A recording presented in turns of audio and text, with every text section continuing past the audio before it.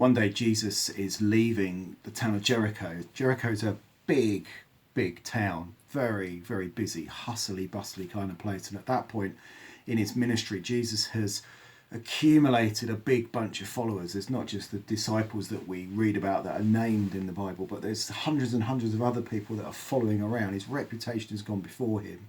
He's starting to get known for his teaching and his healing. And so he's coming out of the town of Jericho.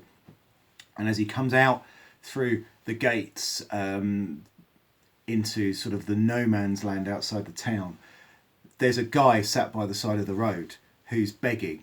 Now, the guy's called Bartimaeus, which we can just skip over fairly easily when we're reading the text, but we need to actually understand what that means. The name Bartimaeus in Hebrew means son of Timaeus. This guy is so insignificant in society that he hasn't even got a name. He's just simply known as son of Timaeus.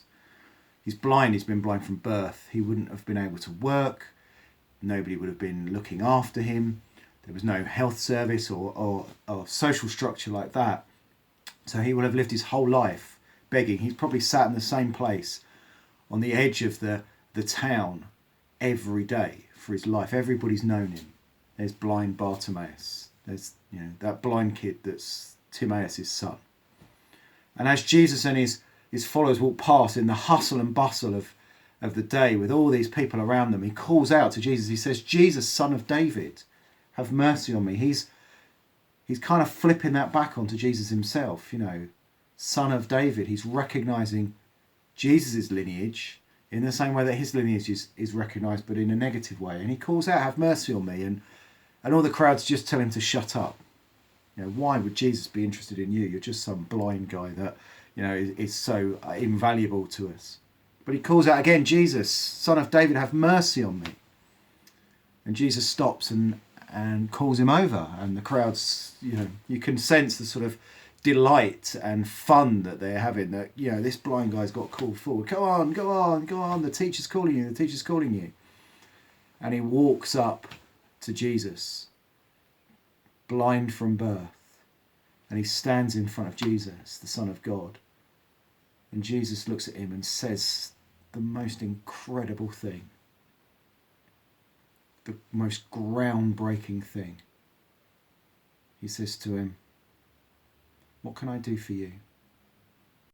It's so groundbreaking because it's obvious what this guy wants, isn't it?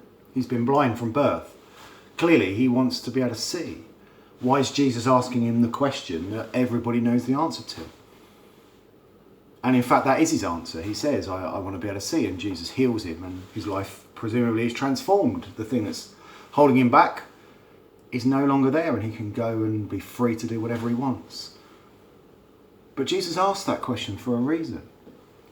It's because he's showing immense respect for this person. He's demonstrating to Bartimaeus that even though the world doesn't value him because he's blind and he's of no use to anybody, that Jesus, the Son of God, values him. He values him just the same as he values everybody else. He values him enough to ask him what he'd like. Most youth workers are rescuers by definition.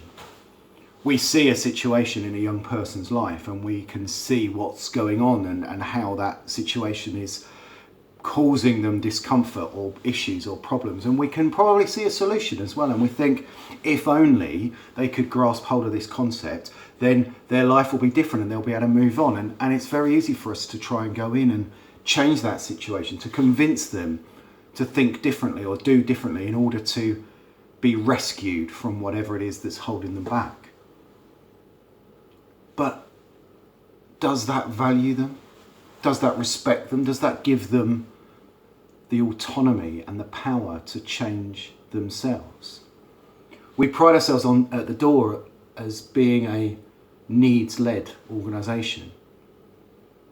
That doesn't mean that we see needs and we fix them. It means that we want to help people articulate their own needs. We want to show them the respect which says, you tell us about your life. You tell us what's going on in your life.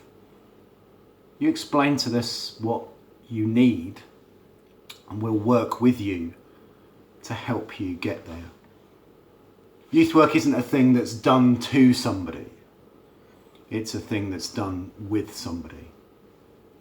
But understanding needs for young people is quite a difficult thing. It's a challenge to know the difference between a need and a want. So you might think that you want a brand new car, but actually what you need is just to be able to get to college on time every day. And it's YouthWork's job to help you understand the difference between what you want and what you need. To understand that wanting something shouldn't stop you achieving and doing what you need to do. That wanting a VW Golf shouldn't stop you getting the bus to college every day on time, if that's the solution that's available to you. So it's not simply about giving young people what they want. It's about engaging with them in a healthy conversation. It's about helping them articulate their own needs, peeling back the layers of their wants to recognise the need behind it. And you can only do that through having a really good relationship with the young person, through building trust and mutual respect, through them recognising your value and you demonstrating that you understand their value. It's exactly what we see in that moment where Jesus and son of Timaeus meet.